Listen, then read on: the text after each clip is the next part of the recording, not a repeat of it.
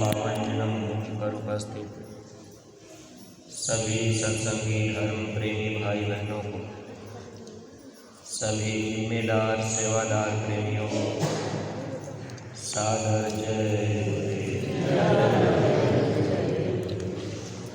आवाज़ थोड़ी सी कम कर ज़्यादा। परमार्थी प्रेमी भाई बहनों, हम सब लोगों का परम सौभाग्य है गुरु महाराज की दया कृपा से हम सब लोग इस आध्यात्मिक विद्यालय में भक्ति के रास्ते पर चलकर अपने इस मानव जीवन को सफल बनाने में निरंतर प्रयास करते जा रहे हैं। विद्यार्थी का लक्ष्य बिल्कुल प्रयास का होना चाहिए। जैसे पढ़ने वाले बच्चे विद्यालय में पढ़ते हैं, जो बच्चे लगन के साथ पढ़ाई करते हैं लगभग उनको सफलता भी मिल जाती है। उसी तरह से आध्यात्मिक विद्यालय में अगर हम सब लोग अपनी जीवात्मा के कल्याण के लिए जो अपना समय सेवा और भक्ति में लगा रहे, निरंतर सुमिरन ध्यान और भजन करते जाएं, तो निश्चित ही एक न एक दिन हम सब लोगों को सफलता हासिल होगी। वैसे अब तक इस संसार में हम लोग दुनिया की चीज़ों को इकट्ठा करने में जुटे रहे, लेकिन गुरु महाराज के मिल जाने के बाद अब हम लोगों का विचार आध्यात्म के तरफ, जीवात्मा के कल्याण की तरफ हो गया। महात्मा जब जीवन में मिल जाते हैं, महात्मा लोगों के विचारों को बदल देते हैं। वैसे अक्सर ये देखा जाता है कि ज़्यादातर लोगों का विचार सांसारिक सुख पाने की इच्छा रहती है कि हमको संसार का सामान मिल जाए, धन दौलत रुपया पैसा मिल जाए। लेकिन ये सब चीज़ें क्षणिक हैं। अगर हम लोग सत्संग वचनों में सुनते रहे कि ये दुनिया हमारी आपकी नहीं, ये सामान काल का है। काल का मतलब होता है जो सामान देकर वापस ले ले, उसी को काल कहते हैं। अब जो भी सामान हम लोगों को मिला है, ये काल भगवान ने दिया, इस सामान को वो ले लेंगे। ये शरीर भी काल का दिया हुआ है। अगर ये काल का न होता तो ये शरीर हमेशा रहता, लेकिन ये शरीर भी एक न एक दिन हम लोगों को छोड़ना पड़ेगा। स्वामी जी महाराज के वचन अगर हम लोग जीवन में याद रखेंगे तब तो लाभ प्राप्त कर सकते हैं। वैसे अक्सर ये देखा जाता है कि सत्संग में आने के बाद भी हम लोग गुरु के वचन को अमल नहीं कर पाते। स्वामी जी महाराज एक बात बताया करते थे, ये शरीर किराए का मकान है। अगर ये बात हम लोगों के अंदर बैठ जाए तो निश्चित ही हम आप चिंता करेंगे। जैसे आज अगर आपको बता दिया जाए कि 20 दिन बाद भूकंप आएगा, मकान गिर जाएगा। अगर ये जानकारी हर मनुष्य को हो जाए कि भाई 20 दिन के बाद भूकंप आएगा, मकान गिर जाएगा, तो हर आदमी अपने मकान में जो भी कीमती सामान होगा उस सामान को हम आप निकाल करके कहीं दूसरी जगह सुरक्षित रखेंगे, ताकि मकान में रहेगा, भूकंप आएगा, मकान गिरेगा तो अपना सामान नुकसान होगा। और जब ये बात हम आप जान रहे कि भाई भूकंप आएगा तो मकान गिरेगा, सामान नुकसान होगा, तो हम आप उसको पहले ही निकाल लेते हैं। यही चीज़ स्वामी जी महाराज बताया करते थे। लेकिन देखिए ये बात हम लोगों के अंदर असर नहीं कर पाई। ये शरीर किराए का मकान है। अब किसी का 10 साल के बाद गिरेगा, किसी का 20 साल के बाद, अब किसी का 40 साल 50 साल के बाद, यानी ये मकान भी गिरेगा। और इस मकान में जो कीमती सामान है उसे महापुरुष जीवात्मा बताते हैं। जीवात्मा ही इस मकान में कीमती है, लेकिन इस जीवात्मा को निकालने का प्रयास हम सब लोग जल्दी नहीं कर पाते। जब जब महापुरुष आते हैं तो महात्मा हम लोगों का ध्यान उसी सामान की तरफ कराते हैं, क्योंकि ये मकान तो काल का है। जो इसमें जीवात्मा है वही जौहर है और उसी को महात्मा निकालने की युक्ति बताते हैं। स्वामी जी महाराज सुमिरन, ध्यान और भजन की जो युक्ति बताए, इससे हम आप इस जीवात्मा को इस किराए के मकान से निकाल सकते हैं। बगैर गुरु की दया और कृपा से ये काम संभव नहीं होता। इसीलिए मानव जीवन में गुरु का मिलना जरूरी होता है। अक्सर लोगों के अंदर ये बात रहती तो ज़रूर है कि मानव जीवन में गुरु का मिलना जरूरी है, लेकिन गुरु भी जब पूरे मिलें तब इस जीवात्मा को निकलने की युक्ति बताएंगे। वैसे तो आज अक्सर ये देखा जाता है, दुनिया में बहुत से लोग ऐसे हैं जो लोग कहते हैं कि हमको गुरु की क्या ज़रूरत। सत्संगी प्रेमी भाई बहनों, देखिए तरह तरह की बातें दुनिया के लोग करते रहते हैं। हम लोग भी किया करते थे।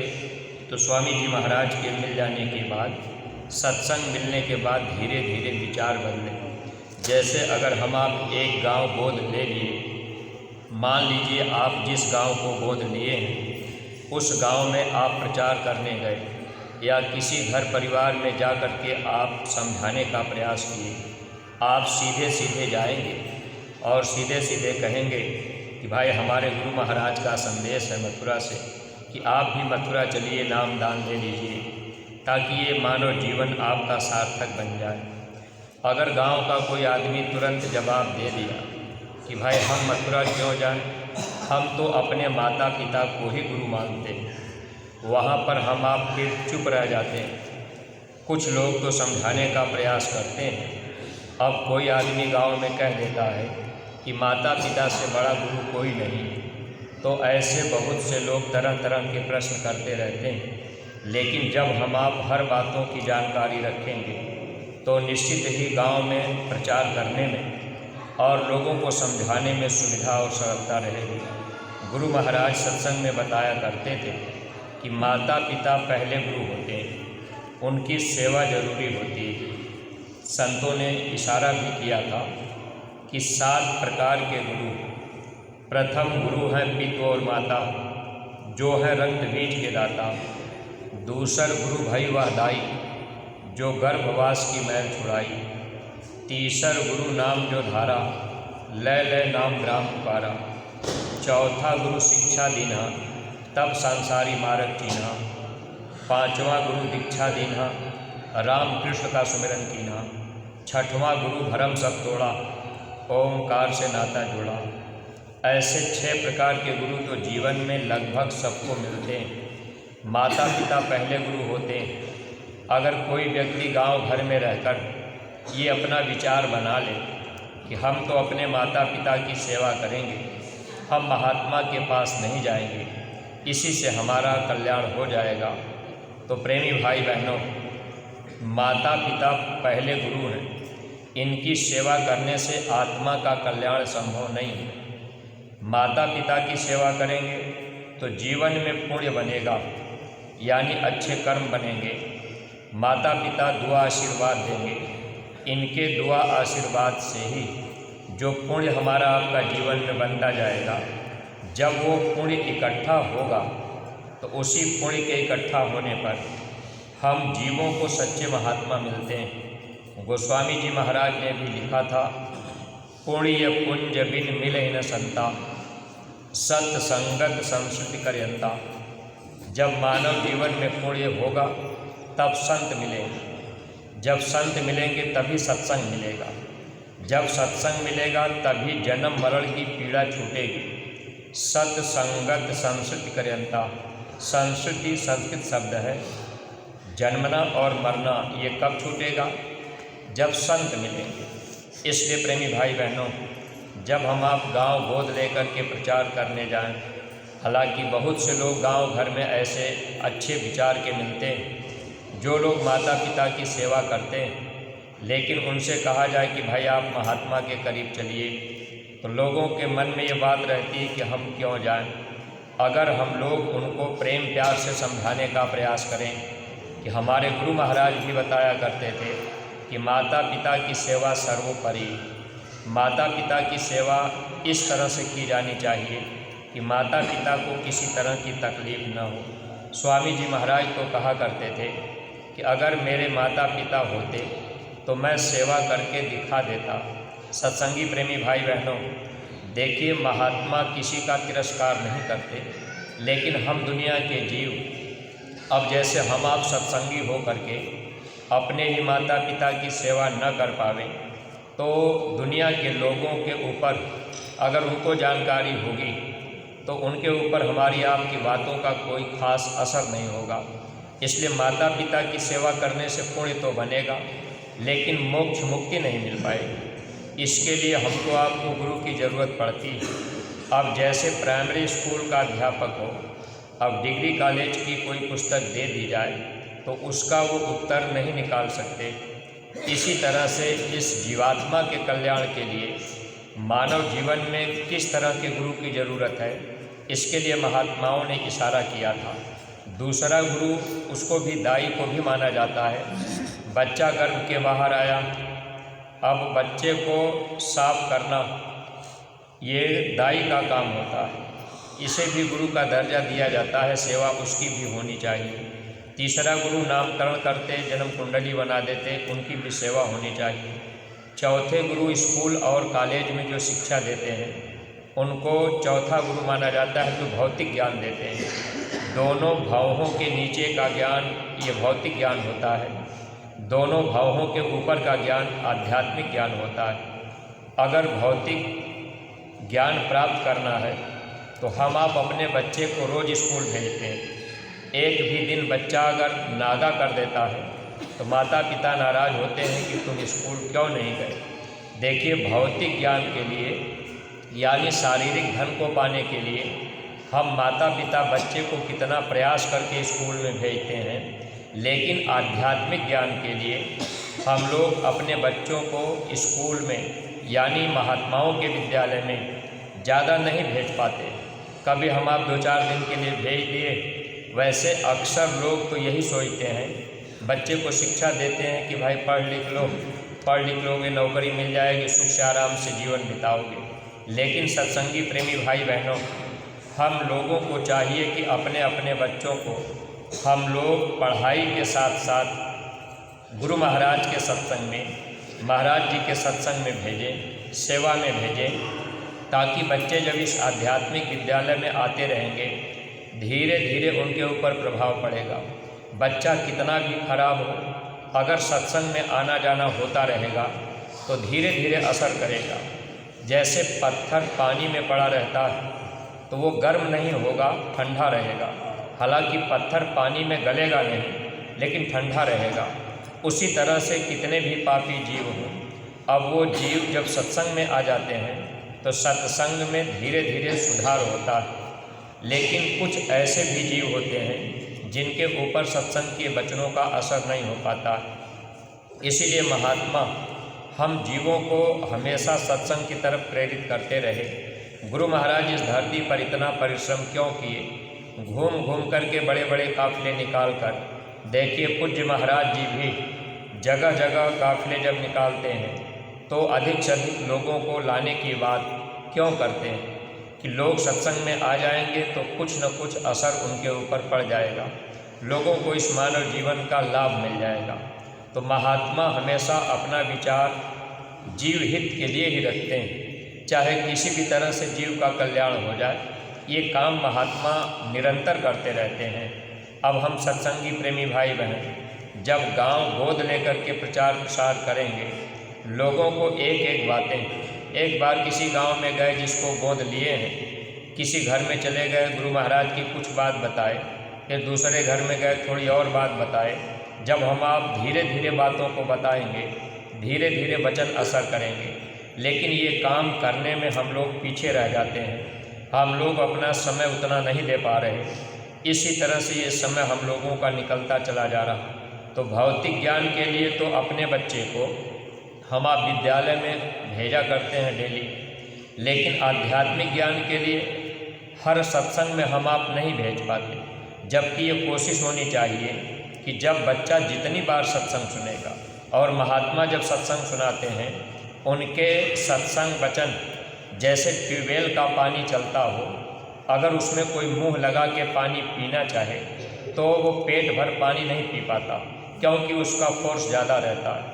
अगर वही पानी लोटे में ले करके अलग करके हम आप पिए तो हम आप पेट भर पी सकते हैं। ऐसे ही महात्माओं के सत्संग में एक बार दो बार चले जाने से अब हम आप सोचें कि हर कुछ जान लेंगे, तो ऐसा संभव नहीं है।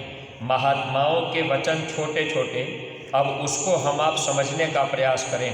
जैसे ये छोटी छोटी बातें बताई जाती हैं तो इससे धीरे धीरे हमको आपको जानकारी होती जाएगी।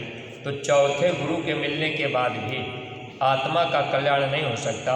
हाँ, दुनिया की चीज़ें हम आप प्राप्त कर लेंगे, अच्छी पढ़ाई कर लिए, नौकरी मिल गई, हम आप डॉक्टर बन गए, इंजीनियर बन गए। अब ये हम आप बन करके दुनिया का सुख, अच्छे कपड़े पहन लेंगे, अच्छा खाना खा लेंगे, अच्छे मकान में रह लेंगे, अच्छी गाड़ी से चल लेंगे, शरीर पर सेंट साबुन क्रीम लगा लेंगे, ये हम आप कर सकते हैं। लेकिन फिर ये शरीर छूटेगा, सामान छूटेगा, आत्मा इस शरीर से निकलेगी, तो फिर हमको आपको 84 में जब जाना होगा तो वहाँ कोई कपड़ा नहीं, वहाँ कोई सेंट साबुन क्रीम नहीं, वहाँ कोई संगी दोस्त यार मित्र नहीं। अब इस शरीर में हम आप आए, मान लीजिए हम आप यहाँ गुरु महाराज के इस पावन जन्म भूमि पर सेवा करने आए। अगर यहाँ हमारे आपके विचार अच्छे न रहें, विचारों में किसी तरह की गंदगी रहेगी या मन किसी तरह से भी धोखा देता रहे, मन हमेशा भोगों की लज्जत चाहता है और ये मन हमेशा जीव को गिराने का प्रयास करता है।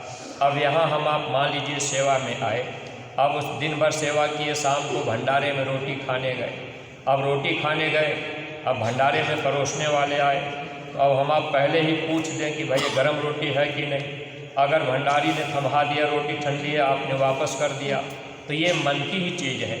जब हम आप मन को यहाँ नहीं मार पाएंगे, हम आप चाहे कितना भी सेवा करें, सेवा तो इसलिए कराई जाती है जिससे हमारा आपका मन मरे।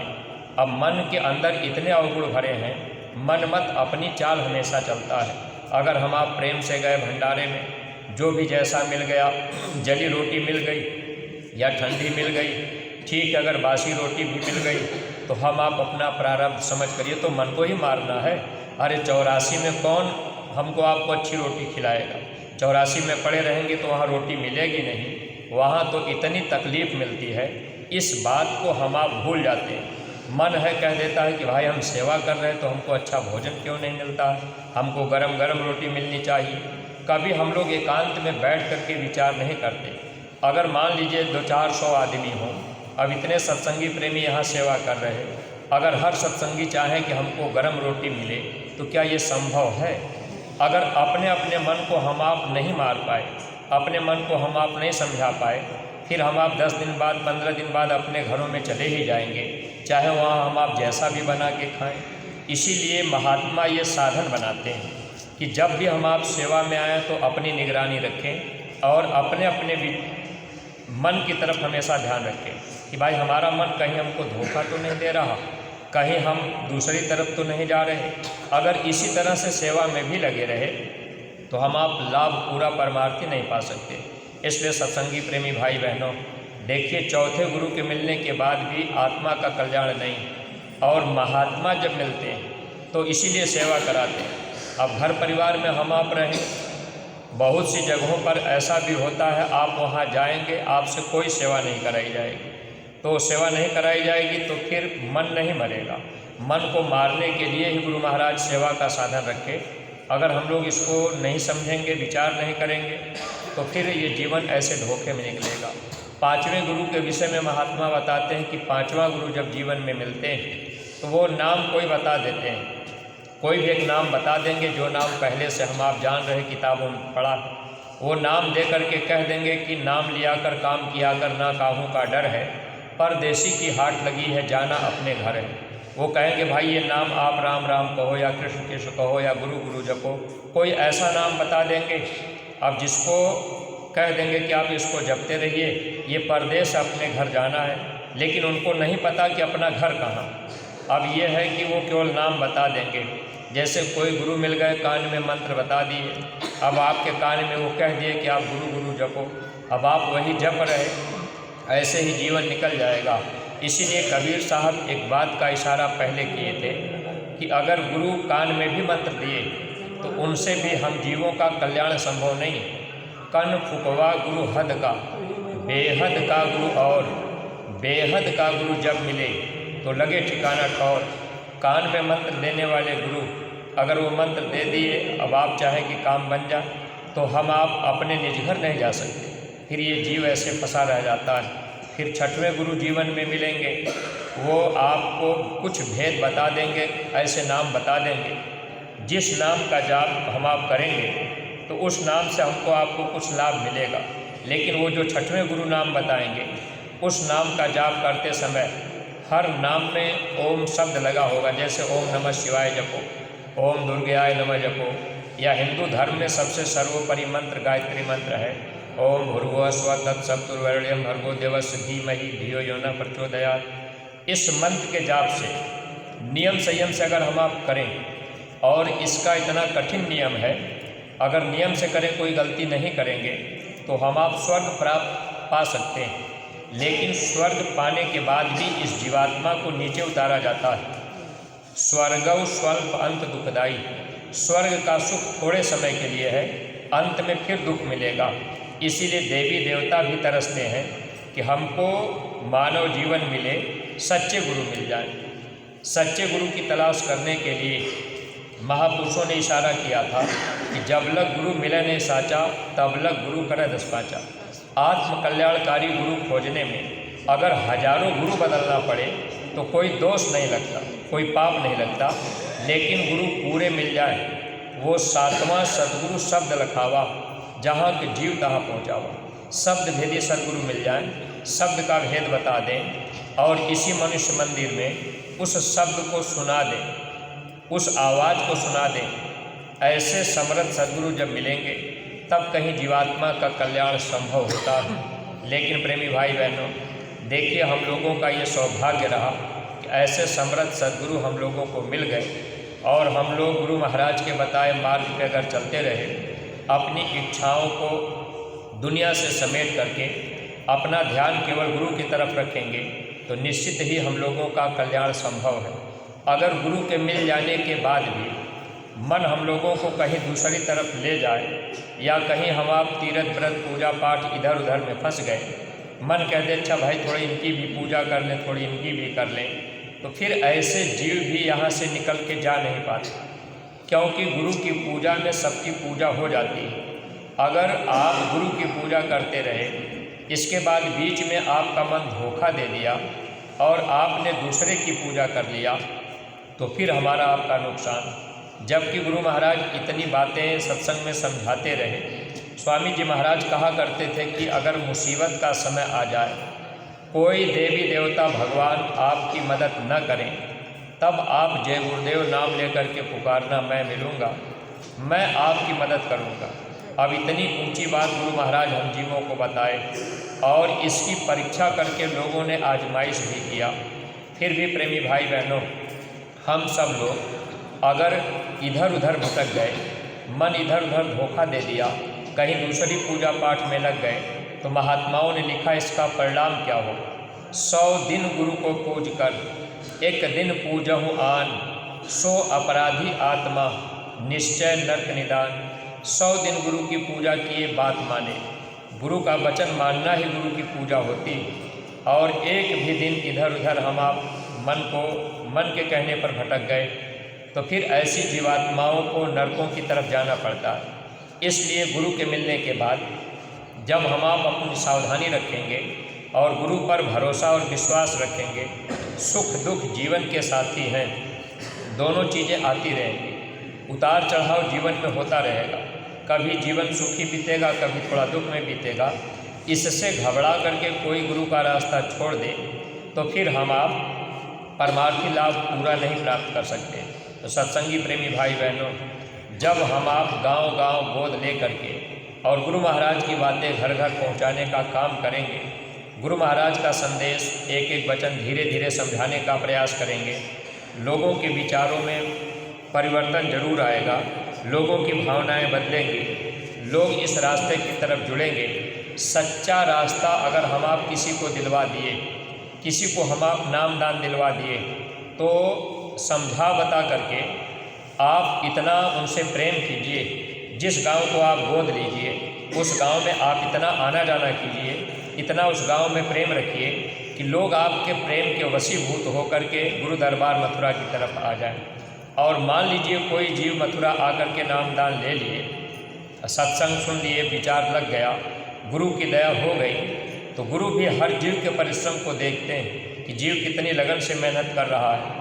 गांव गोद लेकर के अगर हम आप मेहनत करेंगे तो इसको तो पूज्य महाराज जी भी देख रहे कि इतने ये परिश्रम किए, अब कोई जीव आया उस जीव को पकड़ लिए।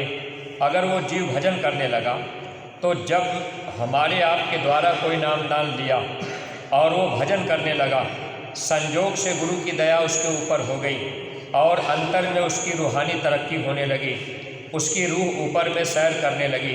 तो जब इस शरीर से जीवात्मा निकलती है, ऊपर के मंडलों में सैर करती है, तो सबसे पहले उसका ध्यान उधर जाता है कि ये दौलत मुझे किसने दिलवाई।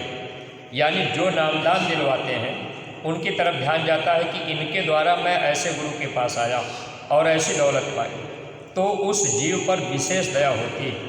इसीलिए पूज्य महाराज जी ने ये बात कही थी, गांव गोद लेकर के जब प्रचार आप करेंगे, जितना समय आप देंगे ये समय आपका परमार्थ में जोड़ दिया जाएगा। अब एक भी जीव अगर निकल गया, भजन करने लगा, गुरु की दया उसके ऊपर हो गई, तो कितना बड़ा लाभ हम जीवों को मिलेगा, इस पर हम आप कभी कल्पना नहीं कर सकते। आध्यात्मिक दौलत कमाने के लिए हम लोग जल्दी विचार नहीं कर पाते, और दुनिया की दौलत के लिए कितना हम आप परिश्रम करते हैं। बच्चा स्कूल रोज़ जाता है, अगर हम आप ऐसा अपना नियम बना लें कि भाई एक गांव हम गोद लेंगे, 1 घंटा 2 घंटा उस गांव में रोज़ जाएंगे। ठीक है, आपके गांव में अगर कोई नहीं सत्संगी है, नहीं टोली बन पाई, तो पति पत्नी 2 ही लोग पहुंच गए, मोटरसाइकिल पर बैठे 2 घंटा गांव में गए, 1-2 घर में कुछ गुरु महाराज की बात बताए, फिर अपने घर चले आए। इस तरह से केवल गुरु के आदेश में लगन हो जाए तो हम जीवों का काम बन जाए। और प्रेमी भाई बहनों, अपने अपने घरों में गुल्लक सब लोग जरूर रखिएगा और 1-1 रुपया रोज डालिएगा। महात्मा ये सेवा क्यों कराते हैं, हम लोग हर बातों को समझने का प्रयास नहीं कर पाते। एक बार स्वामी जी महाराज सत्संग में सुना रहे थे, महात्मा धन की सेवा क्यों कराते हैं। उनको धन की ज़रूरत नहीं है, लेकिन इसका एक विशेष कारण होता है।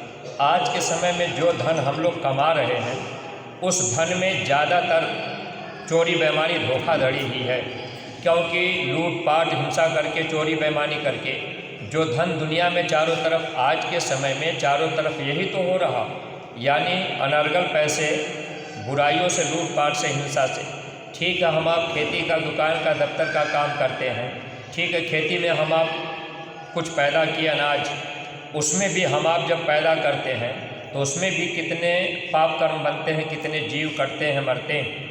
अब देखिए, गुरु महाराज ये बात सत्संग में एक बार सुना रहे थे कि धन की सेवा देने से महात्मा घर में जो धन है, जैसे कोई भी धन हम आप कमाए, दुकान में हम आप धन कमा रहे हैं, अब उसमें भी थोड़ा झूठ साच हम आप कुछ बोलते ही हैं, अब वो धन हम आप कमाए, तो उस धन को शोधने के लिए महात्मा धन की सेवा लेते हैं।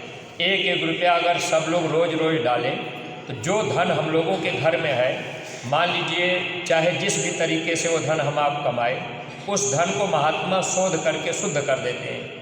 उसको हम आप अपने जीवन में खर्च करेंगे तो बीमारी, परेशानी, तकलीफ़ों से बचाव होगा।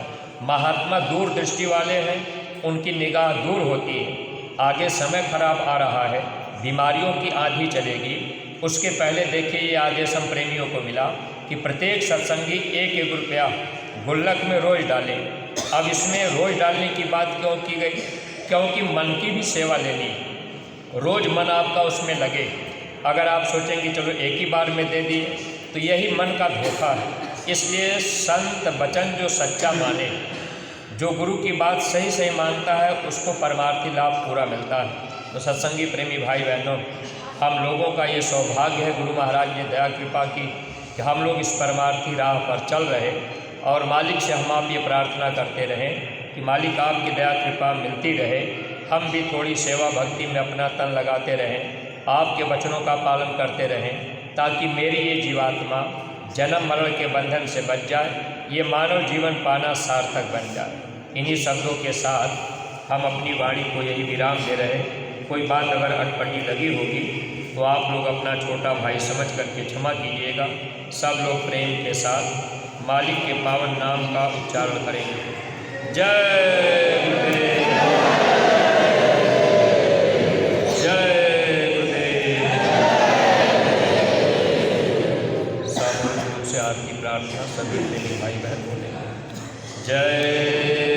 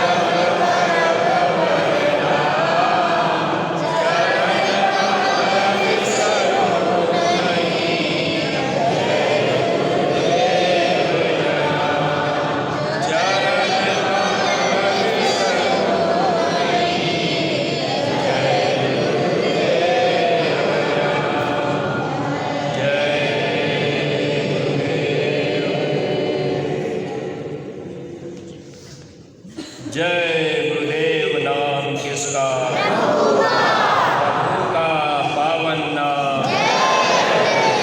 बाबा जय गुरुदेव जी महाराज का कहना है, बाबा जय गुरुदेव जी महाराज की अर्जी है, जी महाराज जी की प्रार्थना है।